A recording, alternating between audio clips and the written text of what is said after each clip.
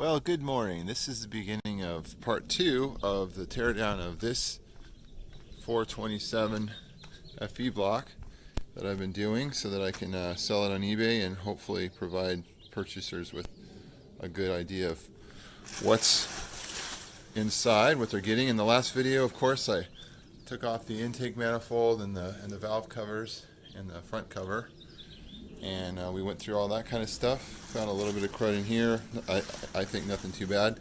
But yeah, so for this video, of course, we're going to go ahead and I'm going to pull the heads off. We're going to take a look down inside there. Might probably throw some oil in it so that it's stays lubed nicely, hopefully. And then we're going to flip it over and take off the pan. I'm just going to film what's in the pan. I'll probably put it back together into a long block configuration just for just to make sure nothing gets lost while it's for sale, and that'll be it. So let's get started. Heads first. Right then, so got the head off. Again, it came off real easy. I took some photos that I'll put on the eBay thing, but my estimation of these heads or this block is that you can see in a few places you can feel some carbon. But I took some Scotch-Brite and I Scotch-Brited it off, and there is literally no ridge on this thing. And this has not been rebuilt. I know that for sure because my dad bought it new. So there's definitely some spots of surface rust. It's really hard to probably even focus on it. But they're like, I can't even feel them. I can barely feel them with my fingers, and they're surface, dude. You can hone this thing out and it's going to come out perfect, in my opinion. It's hard to show that. It kind of looks a little yucky, but trust me. Here, let me just hit this. So you see what this looks like. Let's hit it with a quick. Where do we put that? Oh wait, pausing. All right. So yeah. So I got probably what the worst looking bit is here, and you can kind of see that. I know my light's terrible. I'm gonna hit that with Scotch-Brite, and just gonna wipe it down with this thing. See what it looks like now. Yeah, so you can see it's a hone for sure. Maybe 10 thousandths overbore at most. So I'm calling it like you could totally hone this thing and run these pistons. Here's the other side. This was in a little better condition. I didn't even blow out this one, so there's plenty of carbon in here. But the dang thing is like no ridge, really nice. A little bit of surface rust from sitting so long, but I'm calling it as like brilliant. And I'm pretty sure that anybody that knows what pistons are supposed to be in here, hopefully they're saying, oh yeah, those are the right pistons, because they should be the original ones that came from Ford. Alright, so that's almost the end of this sucker. Last thing we got to talk about is what's on the bottom end, and then I'll just basically put it all kind of back together, just button it up so that it can all be in one piece to ship out to its new owner. Oh man, I'm getting my phone greasy.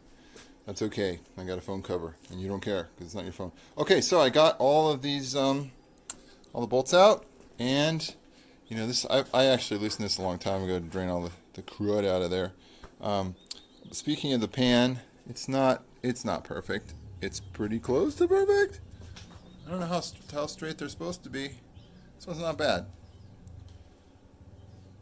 Perfectly maintained by my dad as he supposedly wheelied this thing on the street. Yeah, right.